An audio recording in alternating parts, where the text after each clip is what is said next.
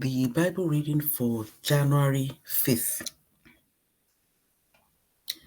The Old Testament reading is from Genesis chapter 11, verse 1 to chapter 13, verse 4. Now, the whole world had one language and a common speech. As people moved eastward, they found a plain in Shinar and settled there. They said to each other, "Come, let's make bricks and bake them thoroughly." They used brick instead of stone and tar for mortar. Then they said, "Come, let us build ourselves a city with a tower that reaches to the heavens, so that we may make a name for ourselves. Otherwise, we will be scattered over the face of the whole earth." But the Lord came down to see the city and the tower the people were building. The Lord said, "If, as one people speaking the same language, they have begun to do this, then nothing they plan to do will be impossible for them. Come, let us go down and confuse their language, so they will not understand each other." So the Lord scattered them from there over all the earth, and they stopped building the city. That is why it was called Babel, because there the Lord confused the language of the whole world. From there the Lord scattered them over the face of the whole earth. This is the account of Shem's family line. 2 years after the flood, when Shem was 100 years old, he became the father of Arphaxad. And after he became the father of Arphaxad, Shem lived 500 years and had other sons and daughters. When Arphaxad had lived 35 years, he became the father of Shelah. And after he became the father of Shelah, Arphaxad lived 403 years and had other sons and daughters. When Shelah had lived 30 years, he became the father of Eber.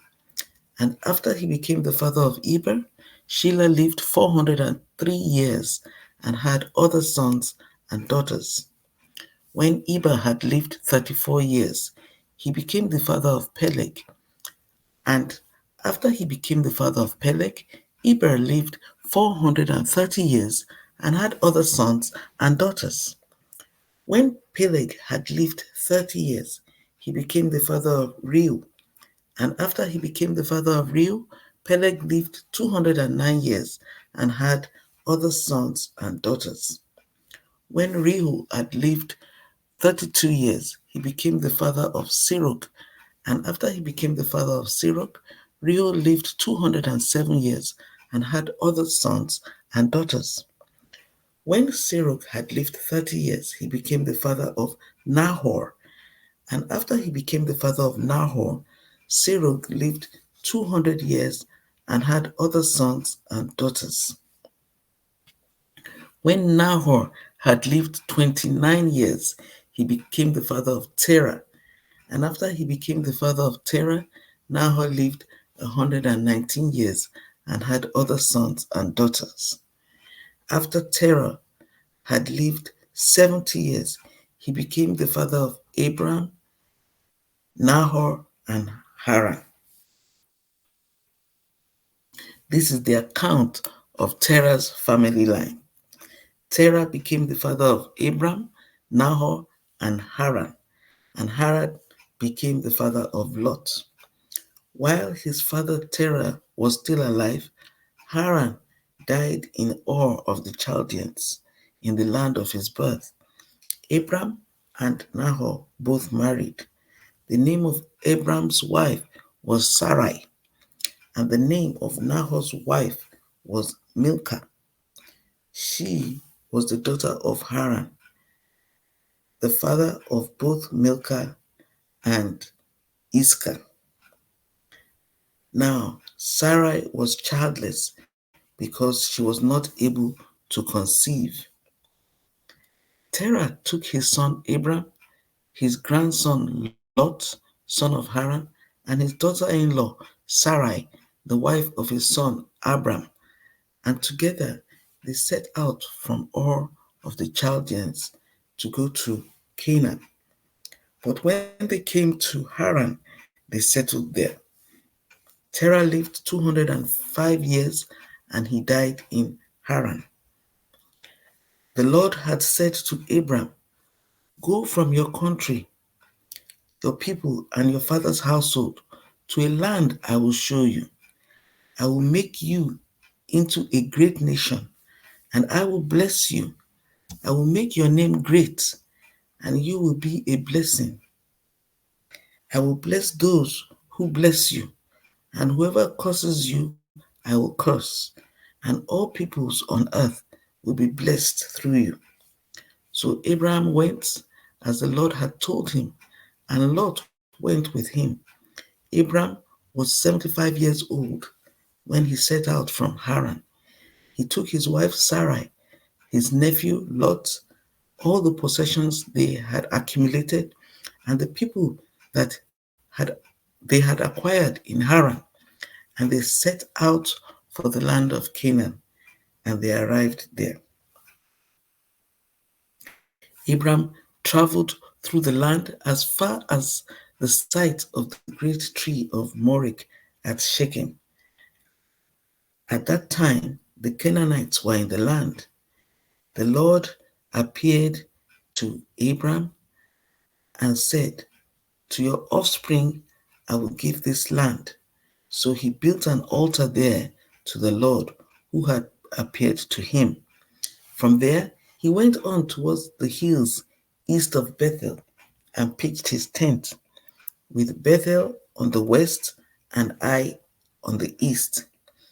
There he built an altar to the Lord and called on the name of the Lord. Then Abraham set out and continued toward the Negev. Now there was a famine in the land, and Abraham went down to Egypt to live there for a while because the famine was severe. As he was about to enter Egypt, he said to his wife Sarai, "I know what a beautiful woman you are.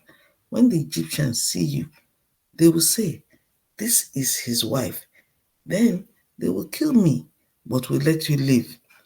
Say you are my sister, so that I will be treated well for your sake, and my life will be spared because of you." When Abraham came to Egypt, the Egyptians saw that Sarai was a very beautiful woman. And when Pharaoh's officials saw her, they praised her to Pharaoh, and she was taken into his palace. He treated Abraham well for her sake, and Abraham acquired sheep and cattle, male and female donkeys, male and female servants, and camels.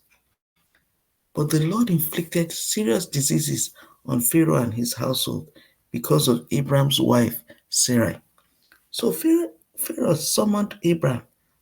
"What have you done to me?" he said. "Why didn't you tell me she was your wife? Why did you say she's my sister so that I took her to be my wife? Now then, here's your wife. Take her and go." Then Pharaoh gave orders about Abraham to his men, and they sent him on his way with his wife and everything he had.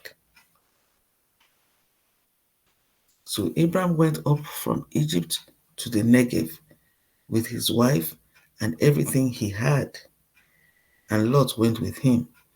Abraham had become very wealthy in livestock and in silver and gold. From the Negev, he went from place to place until he came to Bethel, to the place between Bethel and Ai, where his tent had been earlier, and where he had first built an altar. Then Abram called on the name of the Lord. So that's the Old Testament reading. The New Testament reading is from Matthew chapter 5, verse 1 to 26. Now, when Jesus saw the crowds, he went up on a mountainside and sat down. His disciples came to him, and he began to teach them. He said, "Blessed are the poor in spirit, for theirs is the kingdom of heaven. Blessed are those who mourn, for they will be comforted. Blessed are the meek, for they will inherit the earth. Blessed are those who hunger and thirst for righteousness, for they will be filled.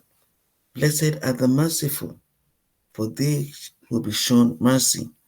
Blessed are the pure in heart, for they will see God. Blessed are the peacemakers, for they will be called children of God. Blessed are those who are persecuted because of righteousness, for theirs is the kingdom of heaven.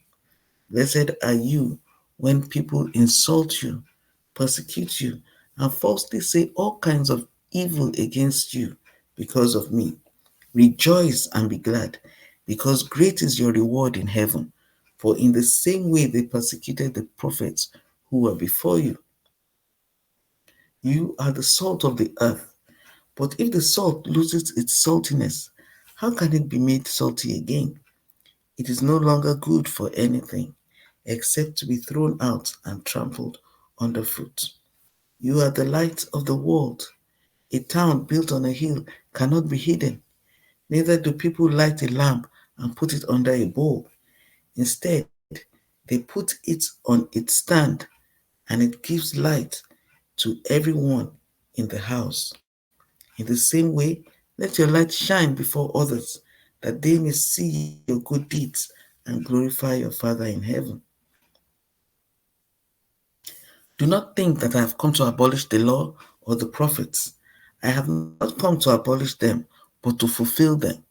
For truly, I tell you, until heaven and earth disappear, not the smallest letter, not the least stroke of a pen will by any means disappear from the law until everything is accomplished.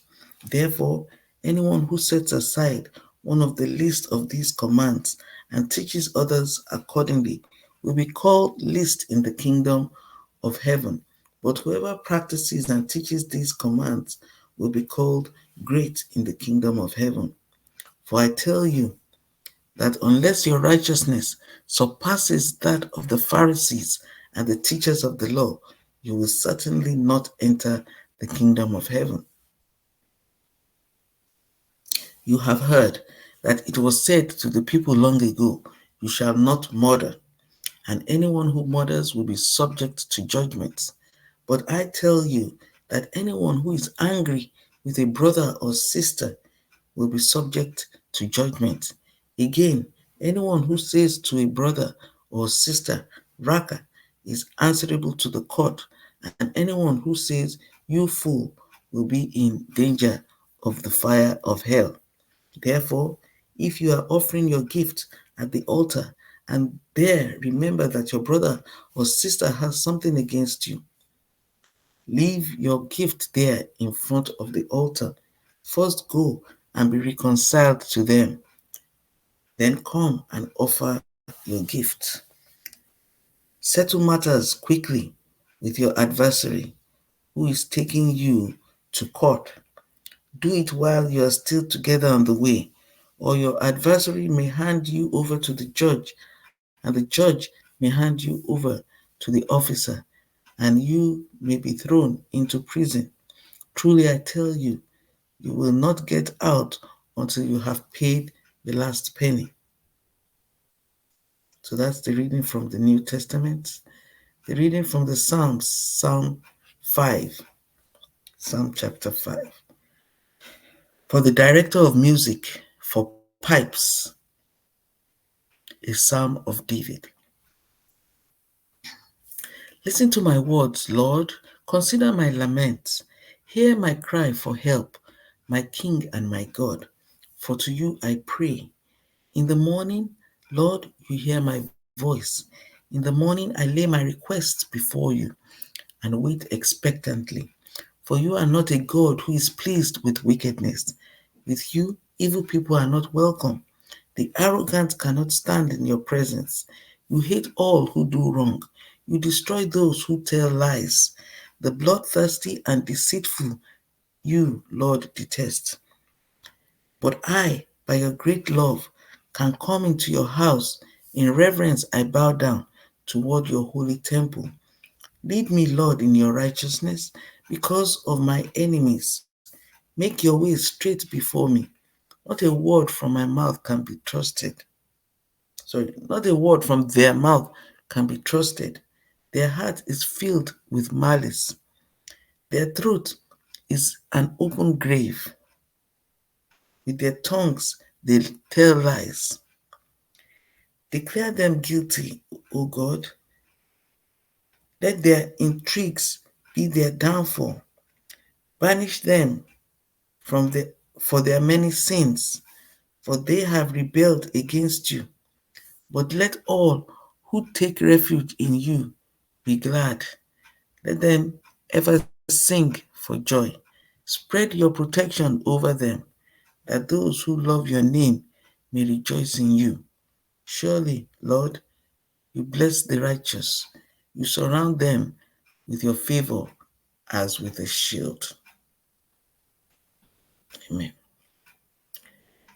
Proverbs, the reading from Proverbs for today, January 5, Proverbs chapter 1, 24 to 28. But since you refuse to listen when I call, and no one pays attention when I stretch out my hand, since you disregard all my advice and do not accept my rebuke, I in turn will laugh when disaster strikes you. I will mock when calamity overtakes you. When calamity overtakes you like a storm, when disaster sweeps over you like a whirlwind, when distress and trouble overwhelm you, then they will call to me, but I will not answer. They will look for me, but will not find me. So that ends the reading for the Bible reading for January 5th.